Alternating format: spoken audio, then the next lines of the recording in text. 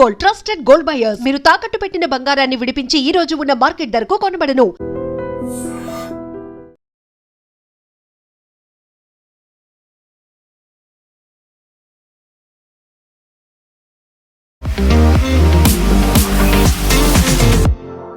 నమస్తే, నేను Kavitha. Welcome to I dream news and నిజాలు. ఇరాన్ మీద అమెరికా, ఇజ్రాయెల్ చేసినటువంటి దాడికి సంబంధించి కరెక్ట్గా 4వ నెల కూడా కంప్లీట్ అయిపోయి 5th మంత్లోకి ఎంటర్ అయిపోయింది. సీజ్ ఫైర్ అనేది ఏమైంది? శాంతి చర్చలతో పాటుగా 14 పాయింట్లకు సంబంధించి డీల్ మీద సంతకాలు ఇవన్నీ చేసిన తర్వాత యుద్ధం ఆగిపోతోంది అని భావిస్తున్నటువంటి తరుణంలో సడన్గా అమెరికా ఇరాన్ మీద దాడులు చేస్తోంది, ఇరాన్ కూడా ప్రతి దాడులు చేస్తోంది. ఇది ఇలాగే కంటిన్యూ అవ్వబోతోంది. దోహాలో దీనికి సంబంధించి చర్చలు జరగబోతున్నటువంటి తరుణంలోనే లెబనాన్ మీద దాడులని ఆపేస్తామంటూ ఇజ్రాయెల్ చేసేటువంటి ఒప్పంద పత్రాలకి అమెరికా మధ్యవర్తిత్వం వహిస్తోంది. మరోవైపు ఇరాన్ అండ్ ఖతార్ మధ్యలో, ఒమాన్ మధ్యలో కూడా చర్చలు అనేవి కొనసాగుతూనే కనిపిస్తున్నాయి. ఇది ఎందుకు ఒక నెవర్ ఎండింగ్ సాగాలాగా కనిపిస్తోంది? నిజంగా యుద్ధం అనేది ఎప్పుడు ఆగుతుంది? At the same time Hezbollah ఏం చేయబోతోంది? మనతో పాటుగా ఉన్నారు సీనియర్ జర్నలిస్ట్ సురేష్ కొచ్చతిల్ గారు. సార్ నమస్తే. కరెక్ట్గా February 28 అంటే ఇప్పుడు మనం June 29లో ఉన్నాము. 4 months కంప్లీట్ అయిపోయి 5th మంత్లో కూడా ఎంటర్ అయిపోయాం. అది అయిపోతుంది అనుకుంటే ఎందుకు అయిపోవట్లేదు? ఎప్పుడు ఒక ఫుల్ స్టాప్ అనేది ఎందుకు పడట్లేదు? అక్కడ జస్ట్ కామా ఉంటుంది అండ్ కంటిన్యూస్ ప్రాసెస్ అవుతుంది. ఎందుకంటే ఇది యుద్ధం ఆగాలంటే ఒకటే సొల్యూషన్, అంటే ఈ ఇరానియన్ రెజీమ్ ఉండకూడదు. ఈ ఇరానియన్ రెజీమ్ ఉన్నప్పుడు దాకా ఇది నడుస్తూనే ఉంటుంది. అక్కడ ఇరాన్ ఒక డబుల్ గేమ్ ఆడుతున్నారు. అది వీళ్ళు అమెరికా అర్థం చేసుకున్నారు, కానీ వాళ్ళు ఏం చేయలేకపోతున్నారు. వాళ్ళు ఫ్రంట్ ఫేసింగ్గా సివిలియన్ అడ్మినిస్ట్రేషన్ని పెడుతున్నారు. అరాచి, వీళ్ళ గాలిబాఫ్, వాళ్ళ speaker of Iranian parliament, foreign minister, వీళ్ళందరూ నెగోసియేషన్స్లో ఉన్నారు. పెజెష్కియాన్ అఫ్కోర్స్ ఆయన హెడ్ ఆఫ్ స్టేట్, ఆయన రారు నెగోసియేషన్కి, ఆయన ఈజ్ ద ప్రెసిడెంట్. కానీ వీళ్ళిద్దరు వస్తున్నారు రెగ్యులర్గా, వాళ్ళతో పాటు డెలిగేషన్ కూడా వస్తున్నారు. ఒక సివిలియన్ ఫేస్ని చూపిస్తున్నారు. డెలిగేషన్లో యూఎస్తో మాట్లాడుతున్నారు, ఖతార్తో మాట్లాడుతున్నారు, ఒకసారి పాకిస్తాన్ వాళ్ళు కూడా ఉంటారు. ఈ పరిస్థితుల్లో ఇప్పుడు నడుస్తున్న దాంట్లో వాళ్ళు other side of it is IRGC. ఈ దాడులు అనేది ఇప్పుడు షిప్స్ మీద సింగపూర్ బేస్డ్ ఒక కంటైనర్ షిప్ మీద చేశారు. దాని తర్వాత మొన్న ఒక ఆయిల్ ట్యాంకర్ 2 million barrels తీసుకెళ్తున్న ఆయిల్ ట్యాంకర్ మీద దాడి చేశారు. ఎవరు చేస్తున్నారంటే ఇదంతా IRGC చేస్తున్నారు. వాళ్ళు అక్కడ టాక్స్ మొదలైతే ఇక్కడ నుంచి మిసైల్స్ కొడుతున్నారు, మళ్ళీ అక్కడ టాక్స్ మొదలైతే మళ్ళీ మిసైల్ కొడుతున్నారు. సో ఇక్కడే ప్రాబ్లం వస్తుంది. సో మనకు సర్క్యులర్ ప్రాసెస్ లాగా అయిపోయింది. ఫస్ట్ ఇరాన్ ఏదో ఒక షిప్ మీద దాడి చేస్తారు. ఇరాన్ చేయగానే అమెరికా, US అదే రోజులు, ఇక్కడ అదే రోజు రాత్రి మళ్ళీ బాంబింగ్ చేస్తున్నారు.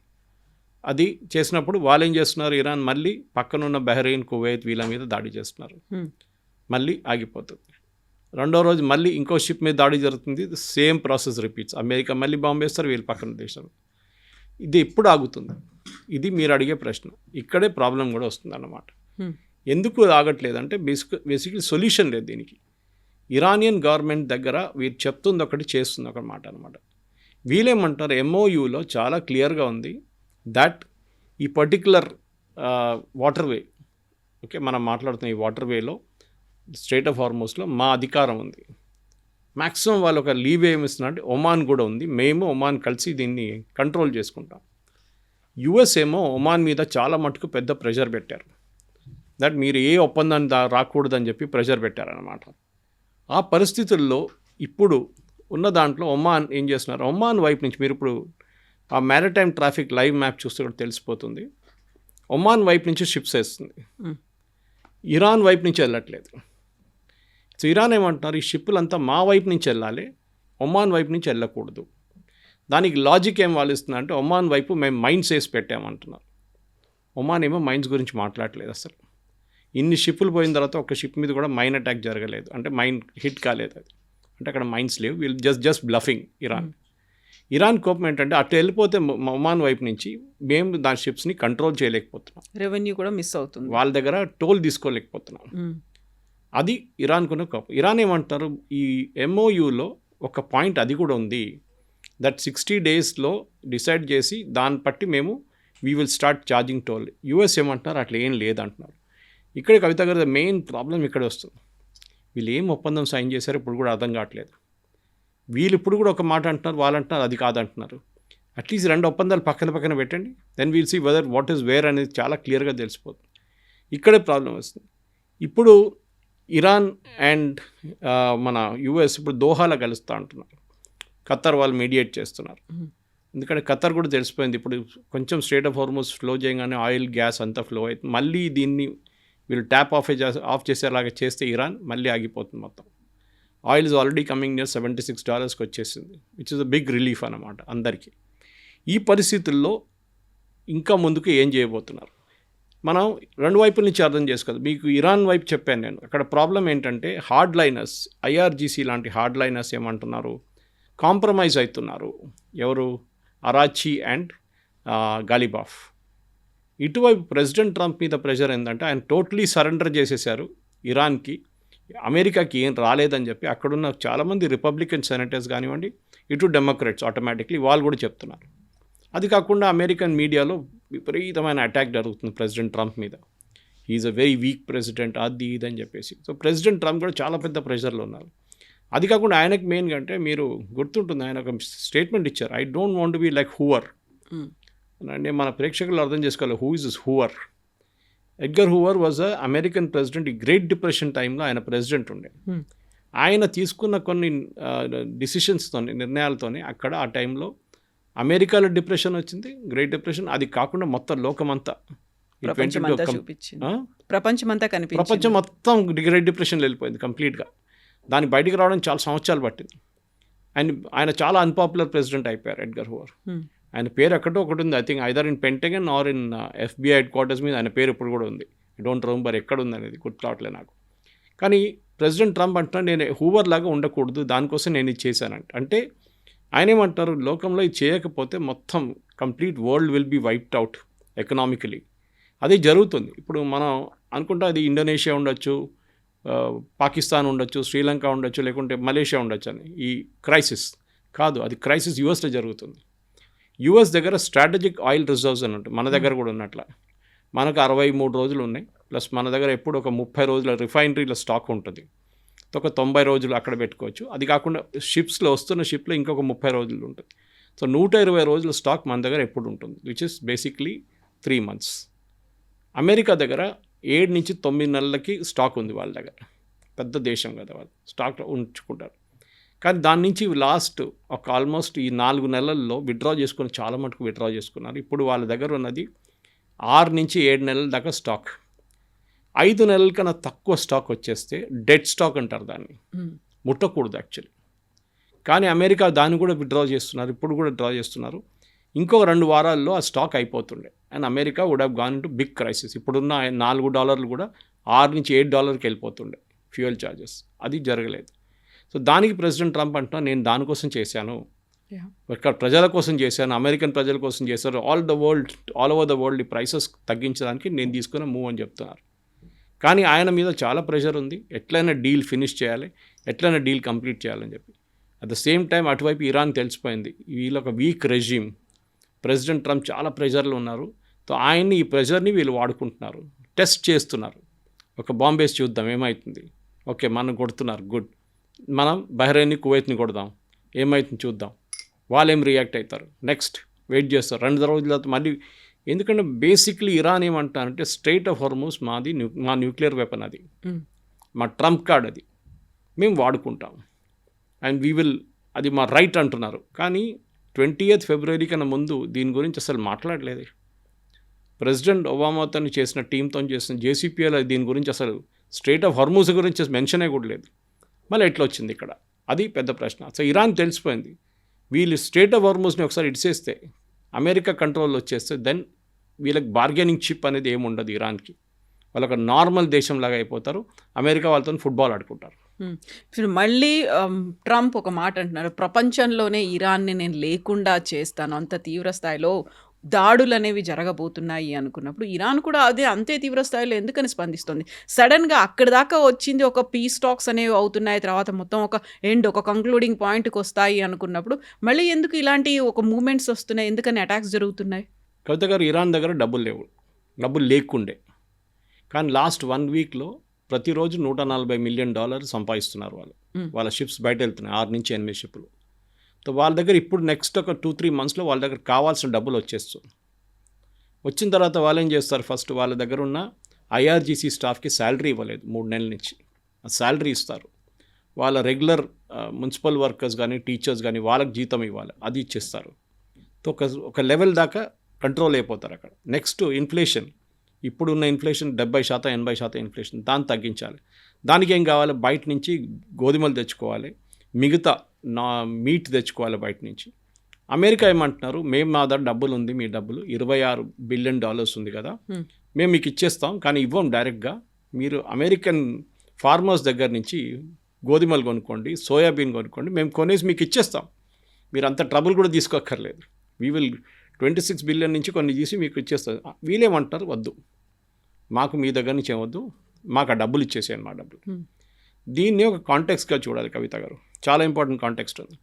ప్రెసిడెంట్ ఒబామా JCPO సైన్ చేసినప్పుడు చాలా స్ట్రిక్ట్ కంట్రోల్స్ ఉండే. ఇన్ఫ్యాక్ట్ ఇవాళ పొద్దున I was watching John Kerry, ఇప్పుడు పాత secretary of state John Kerry Obama టైంలో ఆయన మెయిన్ నెగోషియేటర్ ఉండే ఈ JCPO డీల్ది. కెరీ గారు అడిగినప్పుడు ఆయన ఏం చెప్పారంటే, JCPO డీల్ ఎంత స్ట్రిక్ట్ ఉండే, ఇరాన్ ఒక యురేనియం 10 గ్రాములు కూడా ఇక్కడి నుంచి తీసి అక్కడ పెట్టలేరంట, అంత స్ట్రిక్ట్ ఉన్నారంట, తెలిసిపోతుందంట. ఎందుకంటే US intelligence, British, Russian, Chinese వీళ్ళందరూ కలిసిన ఇంటెలిజెన్స్లో చాలా వీళ్ళందరూ ఇరాన్ మీద నిఘా పెట్టున్నారు. JCPO అగ్రిమెంట్ ప్రకారం వీళ్ళందరూ సంతకం పెట్టారు దాంట్లో. అది కాకుండా ఇరాన్ వైపు నుంచి కూడా వాళ్ళకి తెలిసిపోయింది వీళ్ళ మీద ఫుల్ ప్రెషర్ ఉందని. ఇరాన్ CCTV కెమెరాలను కూడా అడ్జస్ట్ చేయలేకపోయారు వాళ్ళు. యూజువలీ వాళ్ళు CCTV కెమెరా ఫడ్ చేస్తారు, అది చేయలేరు. సో జాన్ కెరీ ఏం చెప్పారంటే, దిస్ వాజ్ సో స్ట్రిక్ట్. అప్పుడు మేము ఏం చేసాం, ఇంత ఒక 5-6 నెలలు ఇట్లా నడిచినప్పుడు మాకు తెలిసిపోయింది. అండ్ వీళ్ళందరూ రిపోర్ట్ ఇచ్చారు, British intelligence, German intelligence, French intelligence చెప్పారు, as they are observing it. వాళ్ళు చెప్పిన 3.6% ప్యూరిటీలో తీసుకొచ్చారు యురేనియంని, ఎక్కడ కదట్లేదు యురేనియం అని చెప్పినప్పుడు ప్రెసిడెంట్ ఒబామా ఏం చేశారంటే, వాళ్ళ దగ్గర ఉన్న $1.26 బిలియన్ దాన్ని ఇరాన్కి అప్పగించారు క్యాష్ రూపంలో. అది ఎందుకు చేశారంటే, అసలు దానికి ఇంకో స్టోరీ, దానికి పెద్ద స్టోరీ చేశారు, మన క్యాంపెయిన్ చేశారు president Trump. Obama American tax payer డబ్బులు తీసుకొని ఇరాన్కి అప్పగించేశారు, చూడండి సరెండర్ అయిపోయారు అన్న. ఇరాన్ ఏం చేయలేదు, ఇరాన్ న్యూక్లియర్ వెపన్స్ అది అన్నీ చేశారు, ఇరాన్ యాక్చువల్లీ చేయాల్సిన అన్నీ చేశారు. కానీ ప్రెసిడెంట్ ట్రంప్ క్యాంపెయిన్ ఇట్లా ఉండేనమాట. ఏం జరిగిందంటే, షా ఆఫ్ ఇరాన్ ఉన్న టైంలో ఆయుధాల కోసం డబ్బులు ఇచ్చారు ఆయన. దిట్ వాజ్ సమ్ బిలో $1 బిలియన్ ఉండే. అది ఇచ్చినప్పుడు అదే టైంలో షా ఆఫ్ ఇరాన్ని టాపుల్ చేసి ఖొమేనీ వచ్చారు. అప్పుడు ఈ ఆయుధాలు అమెరికా సప్లై చేయడానికి నిరాకరించారు. అప్పుడు ఇరాన్ కోర్టుకి వెళ్ళారు, అమెరికన్ కోర్ట్స్కి వెళ్ళి కేసు వేశారు. అయితే don't remember defence A company అని, ఆ కంపెనీ మీద కేసు వేశారు. వేసేమన్నా, మేము ఇచ్చిన డబ్బులు మా డబ్బులు, మాకు ఆయుధాలు ఇవ్వాలండే, మీరు ఆయుధాలు ఇవ్వకపోతే మాకు డబ్బులు మాకు ఇచ్చేసేయండి. తో American court said yes correct. తో ఇవ్వలేదు. తో ఏమందంటే ఇంట్రెస్ట్ మీద ఇంట్రెస్ట్ పడి ఇప్పుడు 1.26 బిలియన్ వచ్చింది అప్పుడు ఇంట్రెస్ట్. తో ప్రెసిడెంట్ ఒబామా ఏం చెప్పారంటే, ఈ డబ్బులు మనం ఎందుకు పెట్టుకోవాలి, మనం ఇంట్రెస్ట్ కడుతున్నాం దాని మీద, ఇరాన్కి ఇచ్చేద్దాం, ఎనీవే దే ఆర్ ఫాలోయింగ్, మనం చెప్పిందంతా వాళ్ళు వింటున్నారు కదా అని. ఆ డబ్బులు ఉండేది. ఇప్పుడు ఆ 1.26 బదులు ప్రెసిడెంట్ ట్రంప్ $26 బిలియన్ ఇవ్వబోతున్నారు. ఇది ఆయుధాలు తీసుకున్న డబ్బు కాదు, ఇది ఇరాన్ గవర్నమెంట్ సంపాదించిన డబ్బులు, ఆయిల్ సేల్స్ నుంచి బ్యాంకులో పెట్టుకున్న డబ్బులు. అది ఖతార్లో ఉంది, మన దేశంలో ఉంది, ఈవెన్ యూఎస్లో ఉంది. అక్కడున్న బ్యాంకులు అన్నీ అమెరికా ఫ్రీజ్ చేసేసారు, డబ్బులు తీయలేరు. ఇప్పుడు ఆ డబ్బులు ఇవ్వబోతున్నారని చెప్పి ఒక కండిషన్ ఉందంట దాంట్లో. That should be done as soon as the deal is signed అని చెప్పారంట. అంటే ఏ రోజు ప్రెసిడెంట్ ట్రంప్ ఫ్రాన్స్లో సంతకం పెట్టారో అదే రోజు ఆ డబ్బులు ఇవ్వాలంటున్నారు. అది వాళ్ళు ఇవ్వట్లేదు. సో ఈ 2 పాయింట్ల మీద డిస్ప్యూట్ ఉంది. ఒకటి స్ట్రేట్ ఆఫ్ హార్ముజ్, ఇంకోటి ఈ $26 బిలియన్. కానీ ప్రెసిడెంట్ ట్రంప్ దాని గురించి అసలు మాట్లాడలేదు. ఇప్పుడు ఆయనేమో జేడీ వ్యాన్స్తో మాట్లాడిపిస్తున్నారు. జేడీ వ్యాన్స్ ఒకరోజు ఇట్లా అంటున్నారు, ఒకరోజు అట్లా అంటున్నారు. ఒకరోజు ట్రంప్ని సపోర్ట్ చేసినట్లు మాట్లాడుతున్నాం, నెక్స్ట్ డే ట్రంప్ని వ్యతిరేకించి మాట్లాడుతున్నాం ఇండైరెక్ట్. ఈ పరిస్థితిలో ఉన్నాం మనం ఇప్పుడు. ఫుల్ స్టాప్ కాదు, కామా కాదు, ఒక డాష్ కాదు, హైఫన్ లేదు, ఏం లేదు. అది ఫుల్ ఫ్లెజ్గా పోతుంది. స్టేటస్ కో అనడానికి కూడా లేదు అక్కడ, మళ్ళీ అన్ని ఫ్లక్చువేషన్స్ అనేవి కనిపిస్తున్నాయి. ఇక్కడ ఇంట్రెస్టింగ్గా ఇజ్రాయెల్ అనేది ఇరాన్తో ఒప్పందాన్ని కుదుర్చుకోవడానికి యాక్సెప్ట్ చేయట్లేదు. ఇజ్రాయెలే పెట్టిన ఓ మాట ఏంటి, ఇరాన్ అండ్ లెబనాన్ని కూడా అందులో ఇంక్లూడ్ చేయాలి అనుకున్నప్పుడు ఎందుకని లెబనాన్తో ఒక ఒప్పందం కుదుర్చుకోవడానికి ఇజ్రాయెల్ రెడీగా ఉంది? ఈ రెండిటి మధ్యలో అమెరికా ఎందుకు మధ్యవర్తిత్వం వహిస్తోంది అక్కడ? ఈ ఇరాన్ అండ్ ఇష్యూ నడుస్తున్నప్పుడు వాళ్ళు పాయింట్ నెంబర్ 1లో మెమరాండమ్ ఆఫ్ అండర్స్టాండింగ్లో అక్రాస్ ఆల్ టెరిటరీస్ అన్నారు. ఇప్పుడు నేను అడుగుతున్న ఒకటే ప్రశ్న, ఓకే లెబనాన్ నేను చెప్పలేదు కదా, దాంట్లో ఎక్కడ చెప్పలేదు, గాజాని ఎక్కడ చెప్పలేదు కదా, అక్కడ రష్యా యుక్రెయిన్ కొట్టుకుంటున్నారు, అది కూడా దీంట్లో వస్తుందా? అన్ని టెరిటరీస్ అని చెప్పారు కదా, you should define the territories. అది చేసిన ఫస్ట్ తప్పు. చెప్తే ఎంఓయూ అనేది misunderstanding, memorandum of misunderstanding, memorandum of understanding కాదు ఇది. ప్రతి పాయింట్ని మీరు ఫుల్ స్టాప్ కామాతో సహా మీరు క్లియర్గా డిఫైన్ చేయాలండే. అమెరికా విల్ పే మనీ అనగానే ఎంత డబ్బులు ఎప్పుడు అని డిఫైన్ చేయలేదు. అక్రాస్ ఆల్ టెరిటరీస్ అనగానే అది మీరు క్లియర్గా లెబనాన్ అని చెప్పలేదు. ఫస్ట్ ఆఫ్ ఆల్ హెజ్బుల్లా మీద దాడి చేస్తున్నారు ఇజ్రాయెల్లో ఇజ్రాయలీస్ మీద హెజ్బుల్లా దాడి చేసినప్పుడు వాళ్ళు రిటర్న్ దాడి చేస్తున్నారు. Hezbollah is a non state actor. మన లాంగ్వేజ్లో టెర్రరిస్ట్ అదే అంటారు. ఇప్పుడు పాకిస్తాన్ చెప్తుంటారు చూడండి, హఫీజ్ సైదా ఆయన ఎవరు మాకు తెలియదే, హిజ్బుల్ ముజాహిదీన్ వాళ్ళు ఎవరు నాకు తెలియదు, Lashkar-e-Taiba nothing, we don't know who they are non state actors. ఉన్నారు పాసిబుల్ ఏదో గల్లీలో ఉంటున్నారు వాళ్ళని, ఇది మనం అంటున్నాం. అంత పెద్ద ప్రయారిటీ ఇవ్వాల్సిన అవసరం లేదు. యూఆర్ నాట్, ఇంకా ఒకసారి ఎస్ అనగానే then it becomes your responsibility. అరే మీరు చూసుకోవాలి ఉండే కదా, ఇది మీ దగ్గర ఉండే కదా, అది జరగట్లేదు అనమాట. ఇప్పుడున్న పరిస్థితుల్లో Lebanon issue is very very crucial. Israel America కలిసి ఒక ప్లాన్ వేసుకున్నారు. ఈ ప్లాన్ ముందు కూడా ఉండే, ఏంటి, గాజాలో చేశాం. గాజాలో హమాస్ని మనం వీళ్ళు అమెరికా ఏమన్నారంటే కంప్లీట్లీ వాళ్ళ ఆయుధాలన్నీ తీసుకొని వాళ్ళని సరెండర్ చేపియాలి, డిసామ్ చేపియాలి. కానీ ఇవాళ దాకా జరగలేదు. ఎవరు చేస్తారు? దే షుడ్ బి సంబడి కదా, దమ్మును వచ్చి చేస్తాడు. మీరు వెళ్ళి గాజాలో వెళ్ళి ఆయుధాలు ఇవ్వండి అంటే చంపేస్తారు వాళ్ళు, హమాస్ వాళ్ళు. Same thing in Lebanon. ఇప్పుడు ఏం ఒప్పందానికి వచ్చారంటే ఇజ్రాయెల్ ఏమో కొన్ని టెరిటరీస్ నుంచి సదర్న్ లెబనాన్లో వెకేట్ చేస్తారు, non critical sectors. Okay, southern లెబనాన్లో ఉంటారు వాళ్ళు, లిటానీ రివర్ దాకా ఉంటారు. కానీ కొన్ని ప్లేసెస్లో చిన్న చిన్న ఇన్సిగ్నిఫికెంట్ ప్లేస్లో ఇజ్రాయెల్ వెకేట్ చేస్తారు. అక్కడ లెబనీస్ ఆర్మీ వస్తారు. లెబనీస్ ఆర్మీ వచ్చిన తర్వాత వీళ్ళు చుట్టుపక్కల ఉన్న హెజ్బుల్లాని డిసామ్ చేస్తారు. లెబనీస్ ఆర్మీ అంటే చాలా వీక్ ఆర్మీ, అసలు వాళ్ళకి హెజ్బుల్లాతో మ్యాచ్ లేదు. హెజ్బుల్లా వాళ్ళు ఒక రోజులో ఫినిష్ చేసేస్తారు కంప్లీట్ లెబనీస్ ఆర్మీని. ఆయుధాలు లేవు, ఏం లేవు, ట్రైనింగ్ లేదు, ఏం లేదు, వాళ్ళకి ఎక్స్పీరియన్స్ కూడా లేదు యుద్ధంలో. ఇప్పుడు యుఎస్ ఏమంటున్నారు, this is the job of Lebanon to disarm Hezbollah ఏమంటున్నారు, నిన్న మీరు మా మీద చేయి పెడితే we will burn Lebanon, civil riots చేపిస్తాం మేము, ఇక్కడ మొత్తం ఏం చెప్తారు అక్కడ ఇక్కడ తగలబెట్టేస్తాం మేము, ఎక్కడ కావాలంటే అక్కడ, దట్ ఈస్ అవర్ పవర్ అంటున్నారు. ఇప్పుడు ఏం చేస్తారు? ఇజ్రాయెల్ ఇప్పుడు పక్కన కూర్చొని నవ్వుకుంటున్నాం. మేము ఎప్పుడో చెప్పాం యుఎస్కి, వీళ్ళు ఇదే పని చేస్తారు, వీళ్ళ డబ్బులు ఇప్పుడు మీ ఇరాన్కి ఇచ్చే డబ్బులు, ఇరాన్ సంపాదించుకుంటే డబ్బులు ఆయిల్ అమ్మేసుకొని ఇదంతా వీళ్ళకి వెళ్తుంది, మీరు దీన్ని ఆపాల్సింది. This is where it is. So ఈ డీల్తోని ఇజ్రాయెల్ ఒక మారల్ విక్టరీ స్కోర్ చేశారు. అది కాకుండా ఒక స్ట్రాటజిక్ విక్టరీ కూడా, ఎందుకంటే వాళ్ళు ఇప్పుడు ఆ రెస్పాన్సిబిలిటీ, ప్రెసిడెంట్ ట్రంప్ మీకు గుర్తుంటుంది కవిత గారు, ఇనీషియలీ నడిమిట్లో ఒకసారి ఐ థింక్ 3rd month ఎక్కడో ఆయన ఎంఓయూ సైన్ చేసినప్పుడు చెప్పారు, నెటన్యాహుతోని కాదు, ఆయన ఒక బిల్డింగ్లో ఒక హెజ్బుల్లా టెర్రరిస్ట్ని కొట్టడానికి మొత్తం బిల్డింగ్ కూల్చేస్తున్నారు ఆయన, we will give it to the Syrians, సిరియాలో ఐసిస్ వాడు ఉన్నాడు చూడండి, వాడు చూసుకుంటాడు అన్నాడు. ఏం జరిగింది ఇప్పుడు? That guy said I won't do. ఆయన ఎక్స్ ఐసిస్, వాళ్ళకి ఐసిస్కి హెజ్బుల్లాకి చాలా క్లోజ్ సంబంధాలు ఉన్నాయి. ఆయన అన్నారు మేము చేయం ఈ పని. సో బాగా తిరిగి ఇజ్రాయెల్కి వచ్చింది ఇప్పుడు. అది Israel has to do it. అమెరికాకి ఇంకా ఎక్స్క్యూజ్ లేదు. ఇప్పుడు హమాస్ ఇక్కడ డిసేబుల్ చేయడం, అక్కడ హెజ్బుల్లాని చేయడం కావట్లేదు వీళ్ళిద్దరితో. This is the main issue right now అన్నమాట. సో మరి ఇజ్రాయెల్ యాక్సెప్ట్ చేయడం వెనకాల ఉన్నటువంటి ఉద్దేశం, ఇప్పుడు లెబనాన్ అగ్రీ చేస్తోంది, యుఎస్ అగ్రీ చేస్తోంది, ఇజ్రాయెల్ అగ్రీ చేస్తోంది, బట్ అక్కడ హెజ్బుల్లా ఏం చేయబోతున్నారు? ఇప్పుడు హెజ్బుల్లా మొత్తం లెబనాన్ని ఆక్యుపై చేసుకుంది, వాళ్ళ మెజారిటీ పెంచుకుంటోంది, అక్కడ ఎంపీలుగా కూడా హిజ్బుల్లా వాళ్ళు ఉన్నప్పుడు మా మీద అటాక్ చేయడానికనే లెబనాన్ ఇజ్రాయెల్తో కలిసింది అనుకున్నప్పుడు హిజ్బుల్లా ఊరుకుంటుందా మరి? లేదు. నిన్న రాత్రి నుంచి మొదలైంది గొడవ. నిన్న రాత్రి ఆల్మోస్ట్ ఒక 200-300 మంది బైక్ల మీద పెద్ద సైలెన్సర్లు పెట్టుకొని సౌండ్ మొత్తం క్రియేట్ చేసుకుంటే బేరూట్ మొత్తం తిరుగుతున్నారు. And they threatening everybody, especially Christians. మనకు అందరు తెలిసిందే లెబనాన్ క్రిస్టియన్ కంట్రీ ఉండే ముందు, కానీ అక్కడ ఓవర్ ద ఇయర్స్ ఈ షియా వాళ్ళు వచ్చి రావడం, అది కాకుండా మిగతా ముస్లిం దేశాల నుంచి వచ్చి చాలామంది రెఫ్యూజీస్ ఉండడంతో ఇప్పుడు లెబనాన్ ఒక ఇస్లామిక్ కంట్రీగా మారిపోయింది. Technically not Islam, but Islamic country లాగా మారిపోయింది. అక్కడ ఇప్పుడు 16% మంది క్రిస్టియన్స్ ఉన్నారు. మైనారిటీ అయిపోయారు వాళ్ళు. క్రిస్టియన్స్ మీద దాడి చేస్తారు. అప్పుడు యుఎస్ రియాక్ట్ అవుతారు.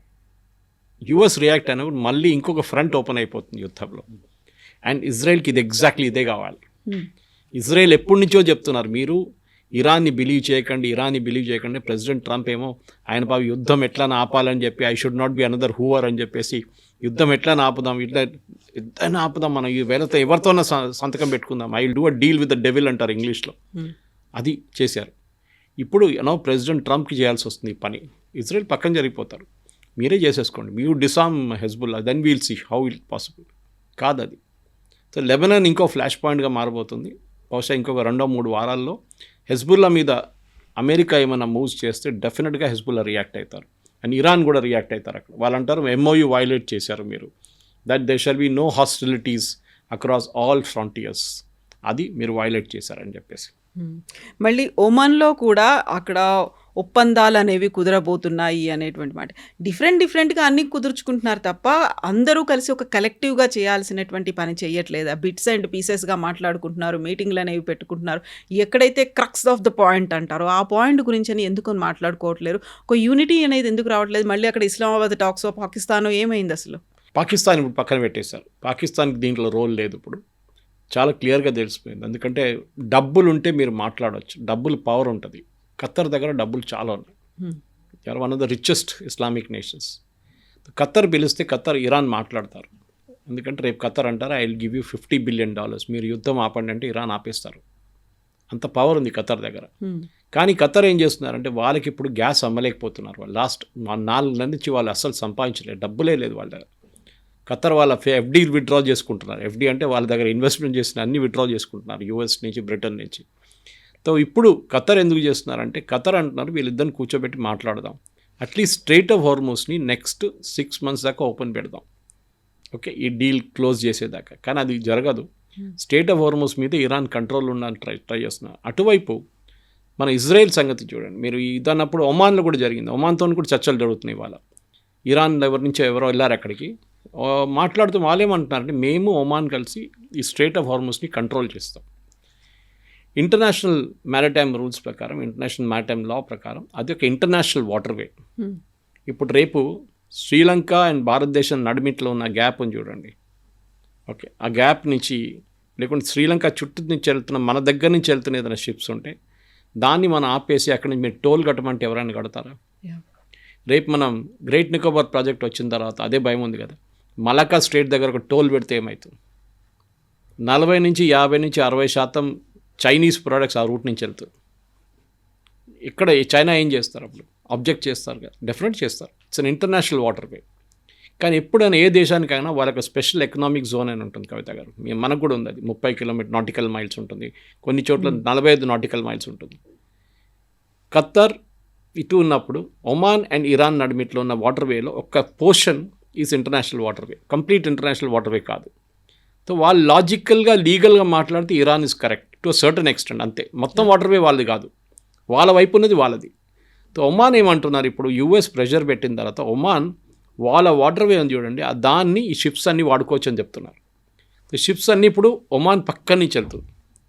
ఇరాన్ ఏమంటున్నారు, కాదు it should go around Qeshm island, ఇప్పుడు మేము దాన్ని కంట్రోల్ చేయొచ్చు అక్కడి నుంచి, and they have to pay maritime fee. అది మేము MOUలో రాసామంటున్నాం, కానీ MOUలో ఇక్కడ లేదు అది. సో బహుశా ఏం జరిగిందంటే MOUలో కూడా వీళ్ళు మాట్లాడుకున్నప్పుడు కొన్ని పాయింట్స్ ఆఫ్ ద రికార్డ్ కూడా ఉండొచ్చు, మనకు తెలియదు. ఇక్కడే పాకిస్తాన్ రోల్ వస్తుంది. ఎందుకంటే పాకిస్తాన్ దీనికి ముందు కూడా మీకు గుర్తుంటుంది, ఫస్ట్ టైం ఒక MOU కాదు, ఒక అగ్రిమెంట్ లాగా వచ్చినప్పుడు, అగ్రిమెంట్లో దాంట్లో వాళ్ళు లెబనాన్ గురించి చెప్పారు. అప్పుడు ప్రెసిడెంట్ ట్రంప్ చెప్పారు లెబనాన్ లేదు దీంట్లో. పాకిస్తాన్ అన్నాను లెబనాన్ ఇస్ దేర్, మేము ఇచ్చిన కాగితంలో ఉంది కదా. He said no, it is not there. Last finally agree చేశారు, yes it is there, but language చాలా అంబిగ్యూస్గా పెట్టాయి. దీంట్లో కూడా అదే జరుగుతుంది కవిత గారు. ఈ MOU ఎవరు డ్రాఫ్ట్ చేశారో అర్థం కావట్లేదు. ఇంటర్నేషనల్ డిప్లొమాట్స్ డ్రాఫ్ట్ చేయలేదు. ఇది చాలా అంబిగ్వస్గా పిల్లి ఉంది, రూమ్లో పిల్లి ఉందంటే ఉంది, లేదంటే లేదు, అట్లాంటి మాటలు. ఇట్లాంటి వర్షం పడుతుందా తెలియదు, పడితే పడుతుంది లేకుంటే లేదు, కన్వీనియంట్గా anything. So it can mean anything. So మీరు ఇంటర్నేషనల్ అక్రాస్ ఆల్ ఫ్రాంటియర్స్ అంటే ఎక్కడ ఫ్రాంటియర్, నో ఆల్ జాగ్రఫీస్ యుద్ధం ఉండకూడదు, వెరీ గుడ్, చాలా మంచిది, ఎక్కడ యుద్ధం ఉండకూడదు. కానీ జరుగుతుంది కదా యుద్ధాలన్నీ. మీ ఇరాన్ గురించి మాట్లాడండి, మీ ఏరియాలో ఉన్న యుద్ధాల గురించి మాట్లాడండి. మీరు ఎక్కడో ఉన్న లెబనాన్ ఎందుకు మాట్లాడుతున్నారు? This is point of Israel అన్నమాట. And Israel is correct. ఎందుకంటే ఇజ్రాయెల్ ఇప్పుడు కాదు కవిత గారు, ఈజిప్ట్తో 1979లో వీరు ఒక ఒప్పందం చేసుకున్నారు. ఓకే, అప్పుడు వాళ్ళు దానికన్నా ముందు చాలాసార్లు యుద్ధాలు జరిగినాయి. Egypt and not just Egypt, Jordan, Iraq, Syria వీళ్ళందరూ దాడి చేశారు ఇజ్రాయెల్ మీద. 6 Day వార్ ఒకటి జరిగింది 1948లో. మే 1948లో వాళ్ళకి ఇండిపెండెన్స్ వచ్చింది, మనకు వచ్చిన ఒక సంవత్సరం తర్వాత. అండ్ ఇమ్మీడియట్లీ వాళ్ళ మీద దాడి జరిగింది. కానీ వాళ్ళు దే బీట్ బ్యాక్ ఎవ్రీబడి, అందరిని ఓడించారు. దాని తర్వాత ఈజిప్ట్ అండ్ ఇజ్రాయెల్ నడిమిట్లో ఒక ఒప్పందం వచ్చింది. అప్పుడు దాకా దేవర్ స్వాన్ ఎనిమీస్ అనమాట, ఒకరికొకరికి అసలు పడదు, ఇరాన్ లాగానే. ఇప్పుడు దాకా దాన్ని ఎవరు ఉల్లంఘించలేదు. That treaty is still there. Then I think somewhere in 1994 జార్డన్తో ఒక ఒప్పందం జరిగింది ఇట్లానే. Even today Jordan and Israel ఏ ప్రాబ్లం లేదు. ఇన్ఫ్యాక్ట్ నిన్న ప్రైమ్ మినిస్టర్ బెంజమిన్ నెటన్యాహు చాలా ఒక ఇంట్రెస్టింగ్ స్టేట్మెంట్ ఇచ్చారు. వీళ్ళు ప్యాలెస్టీనియన్స్ ఎప్పుడు మాట్లాడుతున్నప్పుడు from the river to the sea అంటారు. వాళ్ళ స్లోగన్స్ మీకు వినిపిస్తుంది, మన కొలంబియా యూనివర్సిటీలో, మన ఈవెన్ జేఎన్యూలో వినిపిస్తుంది. From the river to the sea is Palestine. Jordan river ఇక్కడ, మెడిటరేనియన్ సీ ఇక్కడ, నడిమిట్లో ఇజ్రాయెల్ ఉంది, ఇటువైపు గాజా ఉంది, ఇటువైపు వెస్ట్ బ్యాంక్ ఉంది. So Israel is literally cutting through అనమాట. ఇప్పుడు వీళ్ళేమంటారు, ఇజ్రాయెల్ ఉండకూడదు, అంతా మాదే. ఇన్ఫ్యాక్ట్ నిన్న I was watching one of Saudi Arabian ministers అనుకుంటా, ఆయన ఒక స్టేట్మెంట్ ఒక ఇంటర్వ్యూలో అన్నాడు, ఎవరు ఆపారు ప్యాలెస్టైన్ని? మేమే ఆపాం, మేమందరూ, all this Muslim nations only stopped it. ఎప్పుడో ఇజ్రాయెల్ ఆఫర్ చేశారు 2 State సొల్యూషన్, అప్పుడు ఆఫర్ చేసినప్పుడు మేము తీసుకోలేదు. మేము ఇజ్రాయెల్ మీద పోరాటం చేసి, ఇజ్రాయెల్ మీద ఆయుధాలతో మేము దాడి చేశాం, ఇజ్రాయెల్ కొట్టారు మమ్మల్ని, ఉన్న ల్యాండ్ కూడా గుంజుకున్నారు, గోలాన్ హైట్స్ గుంజుకున్నారు. ఓకే, మళ్ళీ మీరేం చేశారు, సైనార్ డెజర్ట్ గుంజుకున్నారు, తర్వాత రిటర్న్ ఇచ్చారనుకోండి. కానీ ఇజ్రాయెల్ అప్పుడు ఆఫర్ చేశారు, ఇదంతా హిస్టరీలో ఉంది ఇదన్నీ. కానీ ఆ టైంలో వీళ్ళంతా చాలా అరెగెంట్ ఉండే అరబ్స్, ఇజ్రాయెల్ ఎవరు, నథింగ్ అని చెప్పి. ఇప్పుడు ఇజ్రాయెల్కి అదే ఇది తిరిగి వస్తుంది, ఇజ్రాయెల్ ఆఫర్. ఇజ్రాయెల్ అంటున్నారు, మేము ఆ రోజు ఇచ్చిన ఆఫర్ ఇప్పుడు లేదు, ఓవర్, ఫినిష్డ్, ఎక్స్పైరీ డేట్ ఉండేదానికి. కానీ ఇజ్రాయెల్ మీద కూడా ఇప్పుడు చాలా మటుకు ప్రెషర్ ఉంది. ఒకటి, ఇజ్రాయెల్ నిన్న 3 days బిఫోర్ ఒక సీనియర్ ఇజ్రాయలీ మినిస్టర్ ఇంటర్వ్యూ ఇస్తూ మన పేరు చెప్పారు, భారతదేశం పేరు. ఏమంటారు? చాలా ఇంట్రెస్టింగ్. వాళ్ళు ఏమంటున్నారంటే, సడన్గా ప్రెసిడెంట్ ట్రంప్ మొన్నాక ధమ్కి ఇచ్చారు లాస్ట్ వీక్ ఇజ్రాయెల్కి, మేము మీకు ఆయుధాలు ఇవ్వాము. ఇజ్రాయెల్కి ప్రతి సంవత్సరం $3.2 billion ఆయుధాలు US ఫ్రీగా ఇస్తారు. ఫ్రీగా కాదు, అది టెర్రరిస్ట్ని అందరిని ట్యాకిల్ చేయడానికి ఇస్తున్నారన్నమాట. ఏదో అంత ప్రేమ లేదు ఇజ్రాయెల్ మీద ఇస్తున్నారు. కానీ ఇప్పుడు ఇజ్రాయెల్ ఏమన్నారంటే లాస్ట్ వీక్ అండ్ దానికన్నా ముందు ప్రైమ్ మినిస్టర్ నెటన్యాహు ఇంటర్వ్యూలో ఐ థింక్ CBSతో 60 Minutes చెప్పారు, we're looking for new sources for our weapons. మేము కొత్త సోర్సెస్ని ట్రై చేస్తున్నాం వెపన్స్ కోసం. వాళ్ళ దగ్గర 2-3 వీక్నెసెస్ ఉన్నాయి. ఒకటి ఎయిర్క్రాఫ్ట్ లేదు వాళ్ళ దగ్గర, బహుశా వాళ్ళు తయారు చేయడానికి కెపాసిటీ ఉంది వాళ్ళ దగ్గర, ఫైటర్ ఎయిర్క్రాఫ్ట్. ఇప్పుడు F-35 అంతా వాళ్ళు US నుంచి తెప్పించుకుంటున్నారు. F-16 దానికన్నా ముందు F-14s కూడా ఉండే వాళ్ళ దగ్గర. మేము ఆయుధాల కోసం, మిసైల్స్ కోసం కొత్త దేశాల నుంచి మేము తెచ్చుకుంటున్నామని. And one of that countries is India. మీకు గుర్తుంటుంది, ఈ యుద్ధం మొదలైనప్పుడు, not this one, Israel and గాజాతో జరిగినప్పుడు మన ఒక ship with full missiles Syria పట్టుకున్నారు. సిరియన్ కోస్ట్ లైన్ దగ్గర దొరికినప్పుడు పట్టుకుని వాళ్ళు రిలీజ్ చేయలేదు దాన్ని. తర్వాత మనం ప్రెషర్ పెట్టి రిలీజ్ చేయించాం దాన్ని. That was our missiles. ఇదే హైదరాబాద్లో ఎల్బిట్ అనే కంపెనీ ఉంది, it's an Israeli company, missiles తయారు చేస్తారు, మన కోసం చేస్తున్నారు. కానీ జాయింట్ వెంచర్, వాళ్ళు ఇజ్రాయెల్ కూడా పంపించుకోవచ్చు. ఇజ్రాయెల్ ఏమంటున్నారంటే, మా complete defence production, they are one of the best in the world by the way. I think top 5 nations defence production అంటే దాంట్లో ఒకటి ఇజ్రాయెల్. టెక్నాలజీ అతన్ని అయర్న్ డోమ్ అంతా వాళ్ళ దగ్గర ఉంది కదా. మేము ఇప్పుడు భారతదేశంతో ఒక ఒప్పందానికి రాబోతున్నాం. We will now shift our production to India. మాకు US మీద డిపెండెన్సీ వద్దు. రేపు ఇట్లాంటి మమ్మల్ని బ్లాక్మెయిల్ చేస్తారు వీళ్ళు, we will not do it అని. దానికోసం మీరు చూసుంటారు సోనియా గాంధీ స్టేట్మెంట్ వచ్చింది నిన్న. ఇమ్మీడియట్గా ఇన్ని రోజులు గాజా గురించి మాట్లాడిన సోనియా గాంధీ మోదీ ఇజ్రాయెల్కి వెళ్తారు, మోదీ దీని గురించి మాట్లాడలేదు గాజా గురించి అని చెప్పేసి. ఏది గాజాలో ఉన్నది హమాస్ టెర్రరిస్ట్ అని అందరికి తెలిసిందే. గాజా ప్రజల మీద ఇంత ఏం చెప్తారు సింపతి ఉన్న వాళ్ళు మిగతా ఏరియాలో నడుస్తున్నప్పుడు కాశ్మీరీ పండిట్స్ని కొట్టినప్పుడు వీళ్ళు ఎవరు ఏడవలేదే ఈ కాంగ్రెస్ వాళ్ళు. ఓకే, అది వీళ్ళ ప్రాబ్లం అనమాట. ఎనీవే, తో ఇప్పుడు అది వచ్చేస్తే ఐ థింక్ మన డిఫెన్స్ ఇండస్ట్రీస్ ఆల్రెడీ ఇప్పుడు 28,000 కోట్లు, ఈ సంవత్సరం 36,000 కోట్లు మనం ఎక్స్పోర్ట్ చేయబోతున్నాం. There be a big fillip. అంటే ఇజ్రాయెల్ నుంచి ఒక ఆల్మోస్ట్ 12 నుంచి 14 ఆర్గనైజేషన్స్ కంపెనీ, దాంట్లో ఒక ఆల్మోస్ట్ 4 మన దేశాల్లో పనిచేస్తుంది ఆల్రెడీ. మిగతా వాళ్ళు కూడా రావడం మొదలు పెడతారు. ఇన్ఫ్యాక్ట్ రఫాల్ అని చెప్పి ఇంకో company, not to confuse with French Rafale, this Rafael systems అని చెప్పి ఇజ్రాయలీ కంపెనీ ఉంది. వాళ్ళు కూడా మిసైల్స్లో ఎక్స్పోర్ట్స్ వాళ్ళు. ఇన్ఫ్యాక్ట్ కార్గిల్ యుద్ధాల్లో మనకి యుఎస్ డినై చేశారు మిసైల్స్, అప్పుడు ఇజ్రాయెల్ మనకి హెల్ప్ చేశారు. ఇన్ఫ్యాక్ట్ బాలాకోట్ స్ట్రైక్లో బంకర్ బస్టర్ బాంబ్ యూజ్ చేశారు చూడండి, which killed Nasrallah in Beirut. Same bunker buster Israel మనకి ఇచ్చారు, అప్పుడు మనం బాలాకోట్లో వాడుకున్నాం. సో ఇజ్రాయెల్ అండ్ భారతదేశం నడిమిట్లో ఉన్న collaboration is a fallout of the యుఎస్తోనే ఉన్నాయి. కానీ నిన్న యుఎస్ మళ్ళీ తిరిగి వచ్చి వాళ్ళ యుఎస్ నుంచి రీఫ్యూయలింగ్ ఎయిర్క్రాఫ్ట్ అన్ని తీసుకెళ్ళిపోయారు పోయిన వారం. ప్రెసిడెంట్ ట్రంప్ కోపం వచ్చి రిమూవ్ ఆల్ రీఫ్యూయలింగ్ ఎయిర్క్రాఫ్ట్ అన్నారు. నిన్న Saudi Arabia, Qatar, Bahrain, UAE, Kuwait and Oman, దీంట్లో ఉన్న చాలా మట్టుకు ఎయిర్క్రాఫ్ట్ని నిన్న రాత్రి నుంచి వీళ్ళు ఇజ్రాయెల్కి మూవ్ చేయడం మొదలుపెట్టారు. ఎందుకంటే వీళ్ళ భయం ఉంది, రెగ్యులర్గా ఇరాన్ అక్కడ జాడి చేస్తున్నారు అండ్ ఈ నేషన్స్ని వార్న్ చేస్తున్నారు, మీరు ఎప్పుడప్పుడు యుఎస్ బేసెస్ని అలౌ చేస్తారో మేము మీ మీద దాడి చేస్తూనే ఉంటాం. So now they are moving all the bases కాదు, చాలా మటుకు ఎయిర్క్రాఫ్ట్ అండ్ పర్సనల్లీ ఇజ్రాయెల్కి మూవ్ చేస్తున్నారు. సో ప్రెసిడెంట్ ట్రంప్ కూడా తెలిసిపోయింది, వీళ్ళు ఎక్కువ డ్రామా చేస్తే వీళ్ళు ఇండియన్స్ దగ్గర వెళ్తారు, అక్కడి నుంచి మొదలు పెడతారు ప్రొడక్షన్. సో అమెరికాని ఇన్సిగ్నిఫికెంట్ చేసేస్తారని చెప్పేసి. ఎందుకంటే అమెరికన్ ఆయుధాలు చాలా ఎక్స్పెన్సివ్. మనం ఈ యుద్ధంలో నేర్చుకున్న అన్నిటికంటే బెస్ట్ లెసన్ అది. $1 million ఉన్న పేట్రియట్ మిసైల్ ఒక $20,000 ఉన్న డ్రోన్ని ఇంటర్సెప్ట్ చేస్తుంది. మీ ఎకానమీస్ ఆఫ్ స్కేల్ మొత్తం పోతుంది మీది. ఈవెన్ గల్ఫ్ నేషన్స్ అంటున్నారు, ఇప్పుడు మన దగ్గర నుంచి యుఏఈ ఒప్పందం పెట్టుకున్నారు, they are buying BrahMos from us, చాలా చీప్ కంపేర్ టు వాట్ వాళ్ళ యుఎస్ ఇస్తున్న ఆయుధాలు చూస్తే. ఇప్పుడు స్లోలీ మారుతున్నారు అందరు. ఇప్పుడు అందరు ఏమంటున్నారు, ఈవెన్ సౌదీ అరేబియా అదే అంటున్నారు, మమ్మల్ని కాపాడుకోవాలని వచ్చిన యుఎస్ డబ్బులు ఇస్తున్నాం వాళ్ళకి, మమ్మల్ని కాపాడండి అని చెప్పి బేస్ ఇచ్చాం. వాళ్ళ పని కూడా చూసుకోలేక వాళ్ళ ఎంప్లాయీస్ని అంతా హోటల్కి తీసుకెళ్ళిపోయారంట. బేస్లో పెట్టకుండా వాళ్ళ సర్వీస్ ఉమెన్ని హోటల్స్ తీసుకెళ్ళిపోయారంట. ఎయిర్క్రాఫ్ట్ ఇజ్రాయెల్కి తీసుకెళ్ళిపోతున్నారు, ఖాళీ చేసేస్తున్నారు బేస్ వాళ్ళు. మమ్మల్ని ఎవరు కాపాడుతారు? We have learned a lesson. దానికోసం గల్ఫ్ నేషన్స్ ఏం నేర్చుకున్నారంటే, ఇప్పటి నుంచి ఈ సీన్ మారిపోయింది గల్ఫ్లో. జీసీసీ కంట్రీస్ మా ప్రొటెక్షన్ మేమే చూసుకోవాలి, ఇంకెవ్వరు మమ్మల్ని హెల్ప్ చేయడానికి రారు. పాకిస్తాన్ తీసుకొని పెట్టుకున్నారు వాళ్ళు రెంట్కి ఒక 4,000 మంది సోల్జర్స్ అండ్ ఒక 15 ఎయిర్క్రాఫ్ట్. యుఏఈ ఏమో మనతో ఒప్పందం చేసుకున్నారు, మన షిప్స్ కానీ మన ఆర్మ్ ఫోర్సెస్ అక్కడ వెళ్ళొచ్చు ఇప్పుడు యుఏఈకి. ఈ యుద్ధంలో నేర్పించిన అన్నిటికంటే పెద్ద లెసన్ అంటే ఇరాన్ దగ్గర నేర్చుకోండి. ఇరాన్ ఎట్లా చేశారు, ప్రొటెక్ట్ చేసుకుంటారు, వాళ్ళ మిసైల్ ప్రొటెక్షన్ గల్లీలో తయారు చేస్తారు వాళ్ళు. They are able to make 50,000 to 60,000 high end drones, ఏదైనా నార్మల్ మనం చూసే డ్రోన్స్ కాదు, ఆల్మోస్ట్ లైక్ ఎన్ ఎయిర్క్రాఫ్ట్. అది వాళ్ళు తయారు ఎట్లా చేస్తున్నారు అంటే వాళ్ళ దగ్గర దే ఆర్ వెరీ గుడ్ ఎడ్యుకేషన్లో, there is no doubt. Technical education Iran is brilliant.